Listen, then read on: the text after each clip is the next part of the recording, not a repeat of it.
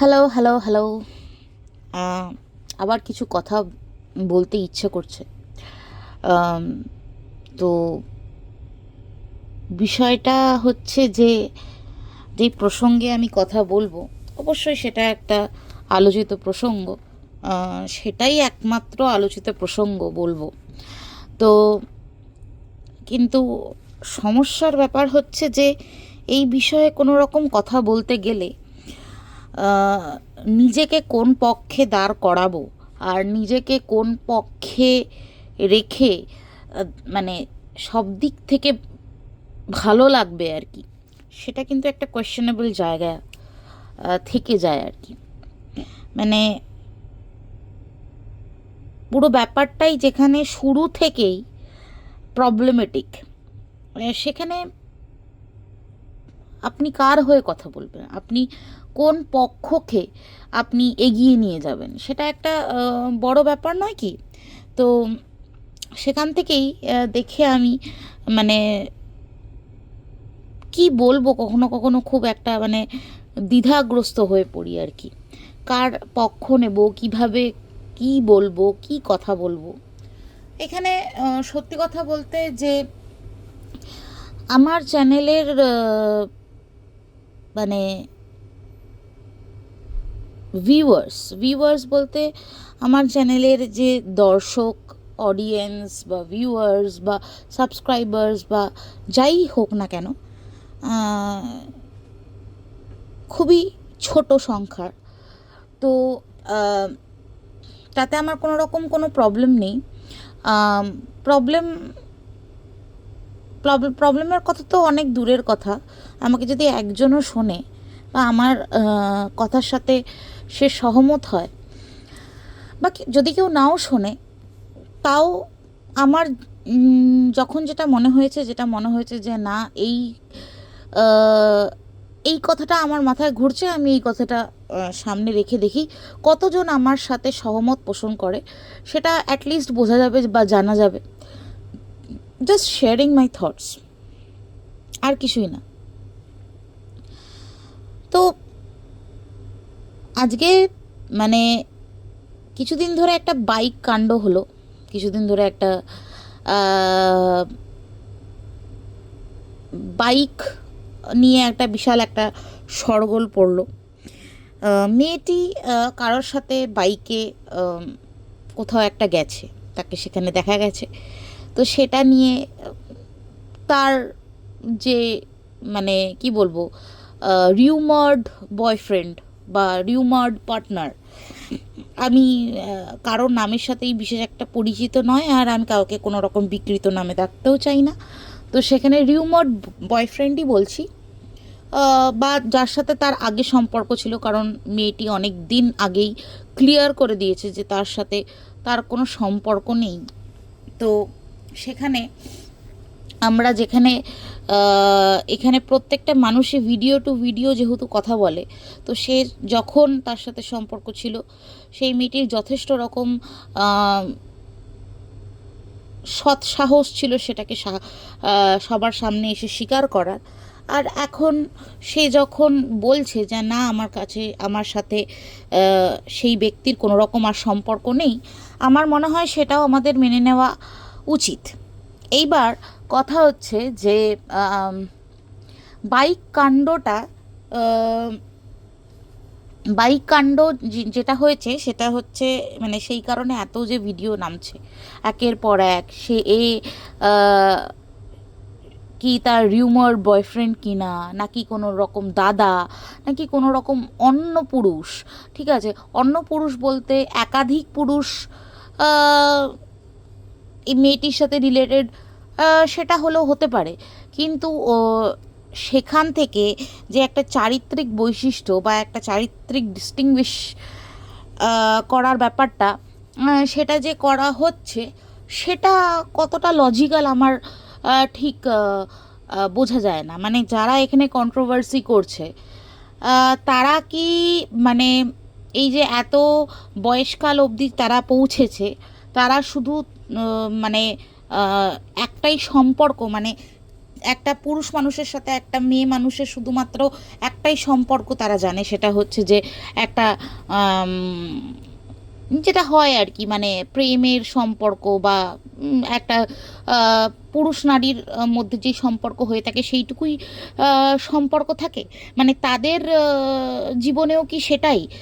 তাদের কি ভাই দাদা কাকা মামা আম, পিসেমশাই জামাইবাবু এই সব সম্পর্ক নেই? এটা একটা কোয়েশ্চেন। আর প্রথম কথা হচ্ছে যে আম, প্রথমত এই ব্যাপারটা তার ব্যক্তিগত।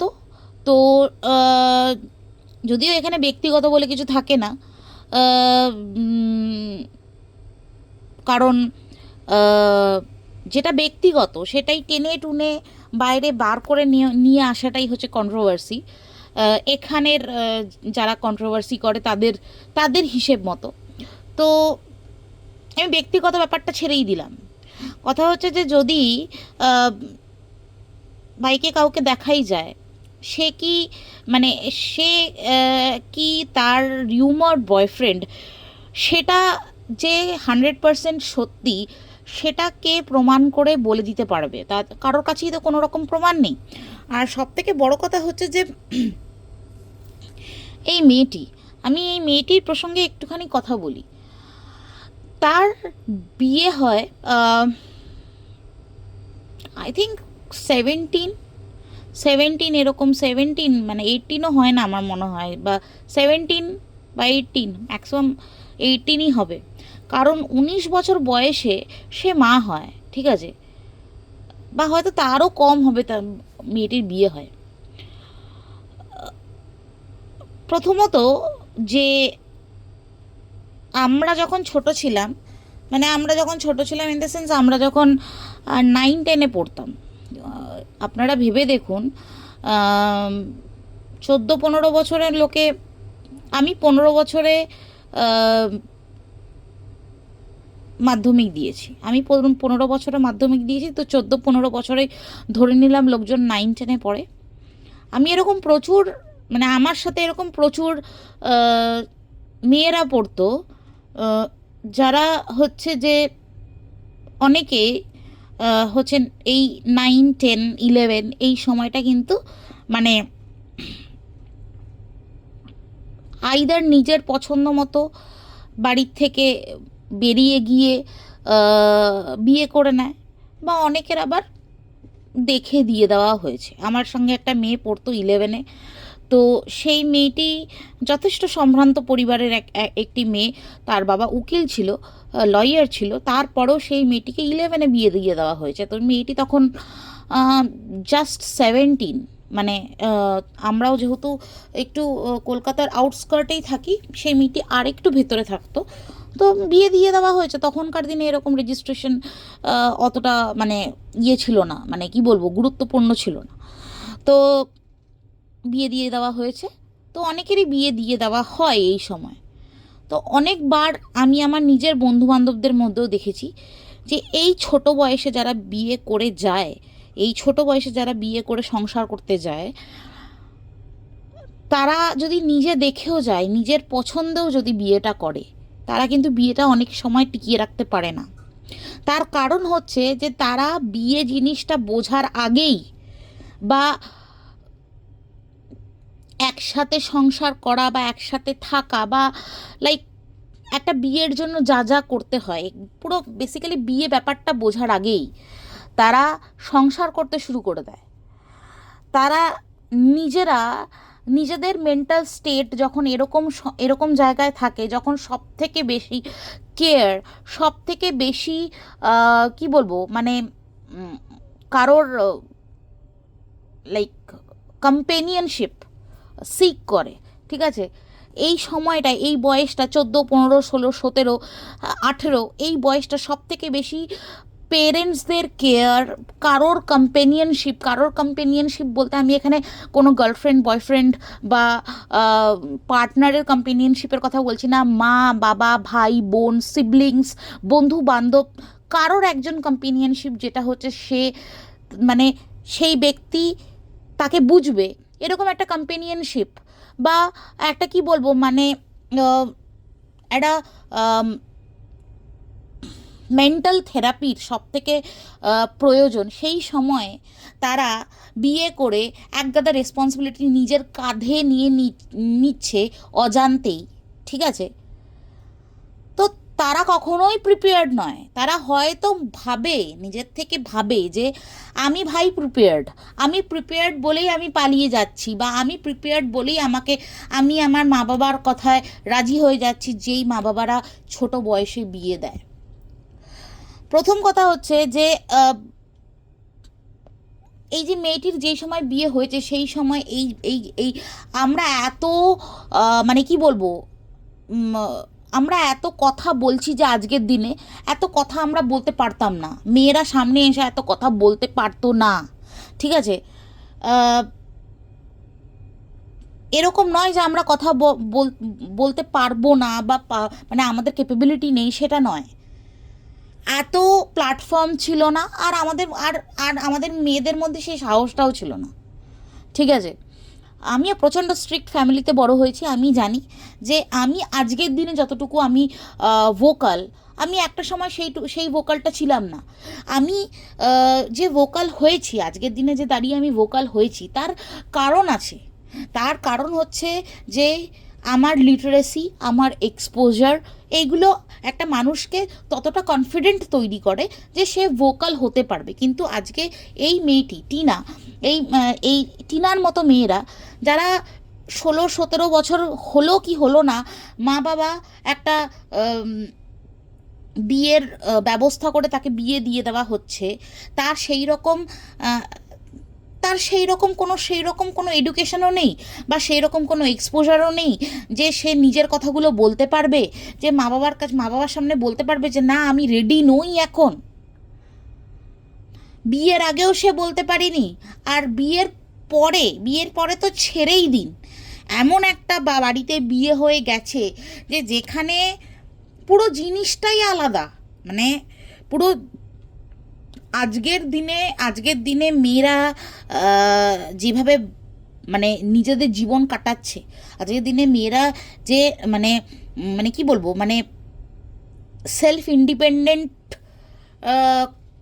শুধু বললে ভুল হবে। আজকের দিনে মেয়েরা যে নিজেদেরকে পুট ফরওয়ার্ড করছে, নিজেদের যে ইচ্ছে, নিজেদের যে কি বলবো ডিজায়ার্স বলুন, নিজেদের ইচ্ছে বলুন, নিজেদের অ্যাম্বিশন বলুন, নিজেদের ক্যারিয়ার বলুন, সব কিছু যে মেয়েরা ভোকালি মানে সব কিছু এক্সপ্রেস করছে, আর সে তাদের ড্রিমসগুলোকে ক্যারি ফরওয়ার্ড করে নিয়ে যাচ্ছে। যেই জায়গায় বিয়ে হয়েছে, মানে কোনোভাবেই টিনার পক্ষে সম্ভব ছিল না কোনো রকম আলাদা কিছু করার। সকালবেলা ওঠো, ভোর 5টার সময় ওঠো, ঠিক আছে, উঠোন ঝাড় দাও, তারপরে উনুন ধরাও, উনুন ধরিয়ে রান্না চাপাও, 3 বেলা ভাত খাও, এটাই ছিল রুটিন, ঠিক আছে? তারপরে আর কটা বছর যেতে না যেতেই তারা আরেকটা এত বড় রেসপন্সিবিলিটি, প্যারেন্টহুডের রেসপন্সিবিলিটি, মা হওয়ার রেসপন্সিবিলিটি সেই বাচ্চা মেয়েটার উপর চাপিয়ে দিল। আপনারা আজকের দিনে মানে ভেবে দেখুন না, আপনারা কন্ট্রোভার্সি করছেন, আপনাদের ঘরে এই টিনার মতো বয়সী মেয়েরা রয়েছে, অবিবাহিত মেয়েরা রয়েছে, আর তারা কি করছে, কম্পিউটারের সামনে বসে হচ্ছে তারা পাবলিক ডিলিংস করছে, তারা হচ্ছে কাস্টমার ডিলিংস করছে, তারা হচ্ছে মানে কি বলবো হোয়াটএভার করছে, আর তাদের মুখের গোড়ায় হচ্ছে মা বা কাজের লোক, তাদেরকে খাবার তুলে দেওয়া হচ্ছে। আর এই একই বয়সের একটা মেয়েকে দিয়ে দেওয়া হলো প্রথমে বিয়ের রেসপন্সিবিলিটি 16-17 বছর বয়সে, আর তারপরে কি 2-3 বছর যেতে না যেতেই তাকে বানিয়ে দেওয়া হলো মা। একটা মায়ের রেসপন্সিবিলিটি বুঝতে পারছেন? আজকের দিনে কিছু মানুষ তাদের নিজেদের নেক্সট জেনারেশনকে সেরকম একটা ভালো লাইফ দিতে পারবে না বলে মা বাবাই হয় না। আমরা যে এত পরিশ্রম করছি, আমরা যে এত খাটছি, সেটা কিন্তু শুধুমাত্র নেক্সট জেনারেশনকে একটা ভালো কমফোর্টেবল লাইফ দেওয়ার জন্যই, সায়েন্টিফিক্যালিও আর সোশ্যালিও। তো সেখানে যদি কোনো রকম কাপল মনে করে যে না, আমি আমার নেক্সট জেনারেশনকে সেরকম লাইফ দিতে পারবো না, যতক্ষণ না দিতে পারবে তারা ফ্যামিলি প্ল্যান করে না আজকের দিনে। আর এই মেয়েটি নিজের অজান্তেই, মানে সে বুঝতেই পারলো না যে কখন তাকে মানে মেয়ে থেকে বউ করে দেওয়া হলো আর কখন তাকে বউ থেকে মা করে দেওয়া হলো।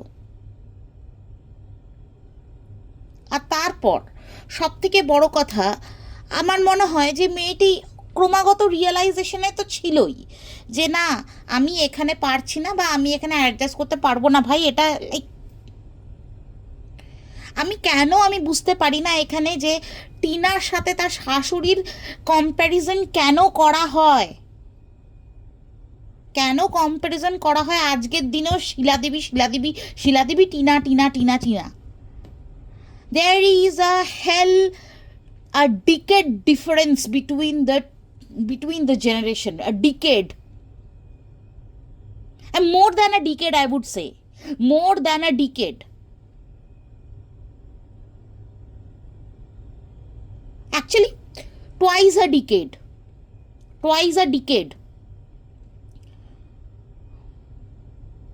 আজকের দিনে দাঁড়িয়ে আমার মা বা আমার কাকিমা পিসিরা যে নিয়মগুলো করতে পারে, সে নিয়মগুলো কি আমরা করতে পারি কি করতে পারি না। আর সব থেকে বড় কথা, এই মেয়েটি অনেক দিন আগে তার যে সো কল্ড শ্বশুর বাড়ি আছে সেটা ছেড়ে কিন্তু সে চলে এসছে, সে সেপারেশনে আছে। তারপর তাকে কোয়েশ্চেন করা হচ্ছে যে সে কার সাথে আছে। ফার্স্ট অফ অল কোয়েশ্চেন করা হচ্ছে ভালো, তাহলে অপোজিট দিকেও কোয়েশ্চেনটা করা হোক। ওই যে তার সো কল্ড হাজব্যান্ড, সেও তো অন্য কারোর সাথে আছে। সে যার সাথে আছে সে তো পরিষ্কার সামনে এসে, ভিডিওর সামনে এসে very proudly she is like speaking about all the details, goddamn details, secret room and all, ঠিক আছে? তো তাহলে সেখানে এত কোয়েশ্চেন মার্ক চিহ্নগুলো তো আসে না। আর আমি বুঝে পাই না, এখানে কিছু কন্ট্রোভার্সি ক্রিয়েটাররা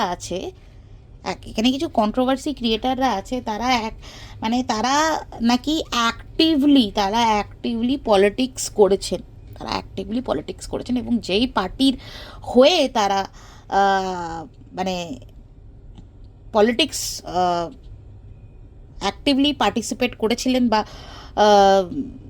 শুনেছি দাঁড়িয়েও ছিলেন, তাদের ভাই এত ন্যারো চিন্তা ভাবনা, এত ন্যারো থিঙ্কিং, এত narrow thoughts, I am hell shocked with them. I mean, really কোন জগতে পড়ে আছে আজকে? আমি এটা বলতাম না, তাও আমি বলতে বাধ্য হচ্ছি, দুটো লাইনে আমি শেষ করে দেবো। এই দুজন কন্টেন্ট ক্রিয়েটার্স আছে, কন্ট্রোভার্সি ক্রিয়েটার্স আছে, তারা একটা সময় একটা পার্টি অ্যাক্টিভলি করতেন। সেই পার্টির আইডিওলজি তারা কি কিছুটা জানেন কি, কতটা ফলো করেছেন? এই ধরনের ফেমিনিজম ব্যাপারটা যদি আমি নাও টানি, অমানবিক কিছু চিন্তাধারা তারা প্রমোট করে যাচ্ছে দিনের পর দিন।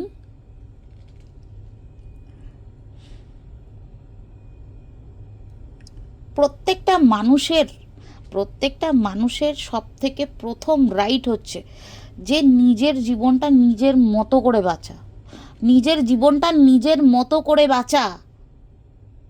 কি করে ওই ওই পার্টি যে যিনি করতেন তার আইডিওলজি তো তার পার্টির আইডিওলজির সাথে তো কোনোভাবেই ম্যাচ খাচ্ছে না। আমি এটা বলতে বাধ্য হলাম, তার ভিডিওগুলো আমার একদম রটেন লাগে।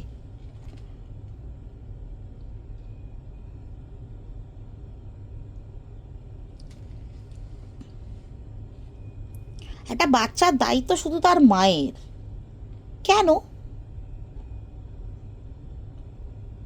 সেই মা 9 মাস 10 মাস 10 দিন যেরকম নর্মাল একটা প্রসিডিওর হয় সব রকম যন্ত্রণা সব রকম কষ্ট সহ্য করে ডেলিভারি করে দিয়েছে। ভাই এবার করুক না, আমরা একটু ছেলেদের উপরও দায়িত্ব দিয়ে দেখি না কিরকম কি তারা করতে পারে।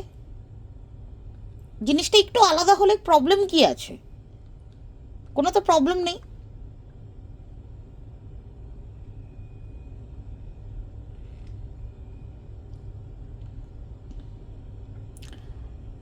তো যাই হোক, এইটুকু একটা ছোট্ট একটা একটা দুটো কথা বলতে আমার ইচ্ছা হলো। আর সব থেকে বড় কথা হচ্ছে যে ওই মেয়েটিকে একটা একটা কোথাও একটা অসঙ্গতি দেখলেই ভাই ছুটে যাও, হ্যাঁ ছুটে গিয়ে 10টা ভিডিও নামাও একসাথে। কিন্তু যে তার যে মানে কি বলবো, মানে যে হাজবেন্ড, তার যে কত অসঙ্গতি, তার যে কত কিছু, মানে ওরকম একটা, সত্যি কথা বলছি, ওরকম একটা পুরুষ মানুষের থেকে একটা মেয়ে মানুষের সাথে সংসার করা অনেক বেটার, অনেক বেটার। আর হ্যাঁ, এখানে আবার আমাকে না এই সব ব্যাপারে কেউ কোনো রকম জ্ঞান দিতে আসবেন না, কারণ হচ্ছে যে আমি মোটামুটি অনেক দুনিয়ার অনেকটা অংশ দেখে নিয়েছি। আমার কাছে সবাই একই সমান, সবাই একই সমান, ছেলে মেয়ে, ঠিক আছে, ট্রান্সজেন্ডার্স, LGBTQ, everybody belong to the same level, ঠিক আছে। তো মানে আমাকে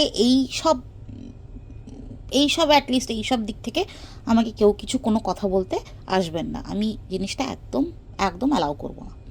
তো এইটুকুই আজকের জন্য, পরে আবার কয়েকটা কথা বলবো।